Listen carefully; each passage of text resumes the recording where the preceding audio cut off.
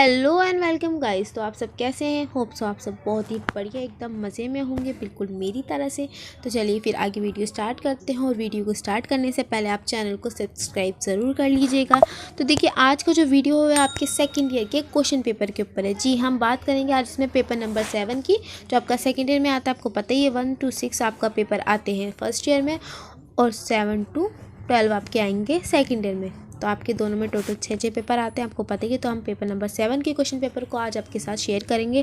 तो ये जो क्वेश्चन पेपर आपका लास्ट ईयर 2020 का ही लिया है, 2020 का ये क्वेश्चन पेपर है। तो दिखाती हूँ मैं आपको इसमें किस तरीके के क्वेश्चन आते हैं। तो चलिए आगे बढ़ते हैं। तो देखो, यहाँ पे आपका कोर्स कोड और सब्जेक्ट कोड दिया जाता है, जो आपको फिल करने हैं अपनी OMR शीट में, जिससे मैं आपको हर बार ही बताती हूँ कि OMR शीट जो है आपको बहुत ही ध्यान से बिना किसी गलती मिस्टेक के फिल करनी है। गलती से भी इसमें मिस्टेक ना करें OMR शीट में अपनी, ठीक है। तो देखो, ये आपका कोर्स कोड पता ही है आपको, सिर्फ आपकी क्वेश्चन पेपर में आएगा। तो इसे बहुत ही ध्यान से देख के अपनी OMR शीट में फिल करें। चलिए तो आगे बढ़ते हैं। तो देखते हैं, आपका सेकंड ईयर में पेपर का जो नंबर है वो भी 45 ही आते हैं। जितने आपके फर्स्ट ईयर में आएंगे उतने ही आपके सेकंड ईयर में भी आते हैं। तो सेकंड ईयर में भी आपके आएंगे 45 नंबर। और आपका समय होता है इसमें 3 घंटे का। आगे देखते हैं। तो इसमें आपके होंगे 4 पार्ट में आपका पेपर डिवाइड होता है ABCD। तो हम बात करते हैं अपने पार्ट ए की। पार्ट ए में आपको 5 क्वेश्चन आएंगे, 5 क्वेश्चन के 5 नंबर होंगे। ज़्यादातर इसमें फुल फॉर्म पूछी जाती हैं, जैसे कि यहाँ पे आप देख सकते हो, ये सारी आपकी फुल फॉर्म दी गई हैं। फर्स्ट इन्होंने पूछी है इसमें UEE। अब जिन्हें इसका आंसर पता है वो लिख देंगे, जिन्हें नहीं आता उन्हें पता ही। अगर आ जाएगी आपकी अगली बार फुल फॉर्म, तो आप क्या करोगे? जिसे आती होगी उससे पूछ के लिख लोगे, है ना। फिर सेकेंड है आपकी MHRT। RT तो सबको पता ही होगी, ये तो आपको किसी से भी पूछने की दिक्कत है ही नहीं, ये तो बहुत ही ईजी है, क्योंकि RT एक्ट तो आपको पढ़ के भी जाना है। इम्पॉर्टेंट टॉपिक है आपका ये। फोर्थ है आपका RUSA, रूसा की आपको इसमें फुल फॉर्म बतानी है। फिफ्थ आ गई फिर आपकी एंटी एक्ट भी सबको ही पता होगी, बहुत ही ईजी है आपकी एंटी एक्ट। ये भी आपको पढ़ के जाना होता है, क्योंकि आप बहुत इंपॉर्टेंट टॉपिक है आपका, ये आता ही आता है, मतलब ये एंटी एक्ट तो पूछते ही हैं। फिर आपका आता है पार्ट बी में आपको 5 क्वेश्चन अटैम्प्ट करने होते हैं, जिसमें आपके 2-2 नंबर होते हैं। टोटल पोर्शन आपका 10 नंबर का होता है, जैसे आप देख सकते हैं। तो इसमें फर्स्ट क्वेश्चन इन्होंने दिया है, शिक्षा के अर्थ को परिभाषित करें। तो इसमें आपको शिक्षा का जो अर्थ है उसको आपको बताना है। तो ये आंसर बस 4 या 6 लाइन में लिख के ख़त्म करें, 4-5 लाइन में इसका आंसर लिख के ख़त्म करें। इसे बीरबल की खिचड़ी ना बनाए, बिल्कुल भी आंसर को लंबा ना लिखें। कभी आप लिखने बैठ जाओ 2-1.5 पेज में, नहीं कोई फ़ायदा नहीं है, ठीक है। सेकंड है आपका पूर्व व्यावसायिक प्रशिक्षण का उम्र क्या है। तो इसमें आपको पूर्व व्यावसायिक प्रशिक्षण की उम्र क्या है वो बतानी है, प्री वोकेशनल की। थर्ड है आपका आदर्शवाद को परिभाषित करना है। तो इसमें आपको आदर्शवाद की जो डेफिनेशन है वो पता होनी चाहिए, वो लिखनी है आपको। फोर्थ है आपका राष्ट्रीय ट्रस्ट अधिनियम 1990 एक्ट, मतलब ये आपका मैं बता ही रही थी एंटी एक्ट है, ये आपको बहुत इंपॉर्टेंट है, आता ही है। तो इन्होंने पूछा है इसमें एंटी एक्ट राष्ट्रीय ट्रस्ट अधिनियम एक्ट के अंतर्गत आने वाले विकलांगता के नाम लिखें।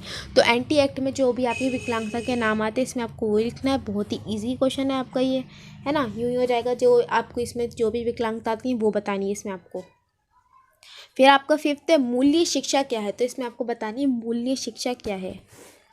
तो 2 नंबर के तो बहुत ही इजी और अच्छे क्वेश्चन दिए थे इन्होंने, है ना। अब देखते हैं अपने पार्ट सी को। पार्ट सी है हमारा, उसमें आपके 5 नंबर के होंगे क्वेश्चन, और उसमें 4 क्वेश्चन को ये भी आपको अटैम्प्ट करने हैं। इसमें आपको 6 दिए जाते हैं। ये वाला पोर्शन आपका 20 नंबर का आता है। पहला क्वेश्चन इन्होंने दिया है इसमें, विशेष शिक्षा में शैक्षिक दर्शन की निहितार्थ क्या है। तो इसमें आपको विशेष शिक्षा में शैक्षिक दर्शन के निहितार्थ क्या है उसको बताना है।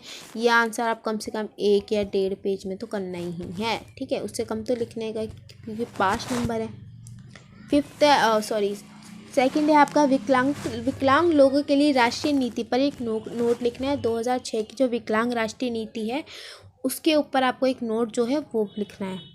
थर्ड है आपका व्यवहारिकता और मानवतावाद के बीच अंतर लिखें। तो इसमें आपको व्यवहारिकता और मानवतावाद के बीच जो भी अंतर है वो बताना है।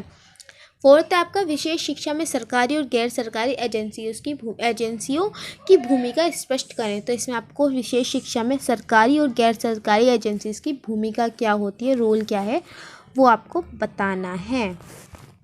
फिफ्थ है आपका शिक्षा में परिवार की भूमिका पर चर्चा करें। तो इसमें आपको शिक्षा में परिवार की क्या भूमिका होती है स्पेशल बच्चे के, इसमें आपको स्पेशल बच्चे की शिक्षा के ऊपर बताना है, परिवार की भूमिका पर चर्चा करनी है, ठीक है। 6 है आपका दूरिये से और मुक्ता शिक्षा के अंतर लिखें। तो इसमें आपको बताना है इन दोनों के बीच का अंतर जो है, डिफरेंस, वो बताना है। ओपन और डिस्टेंस एजुकेशन है आपकी, इसमें आपको बताना है। फिर आपका आता है पार्ट डी, लास्ट पार्ट है ये इसका पेपर का। इसमें आपको एक क्वेश्चन करना होता है जो 10 नंबर का, ऑप्शन आपके पास 2 हैं। तो अब देखते हैं पहला इन क्वेश्चन क्या दिया है इन्होंने। पहला दिया है इन्होंने व्यवहारिकता क्या है, मुख्य सिद्धांतों की व्याख्या करें। तो इसमें आपको व्यवहारिकता क्या है वो बतानी है। फिर उसके बाद उसके जो सिद्धांत है उसकी आपको अच्छे से व्याख्या करनी है। तो ये आंसर कम से कम 2, 2.5, 3 पेज तक तो करके ही आए हैं ना, उससे कम तो सही नहीं है।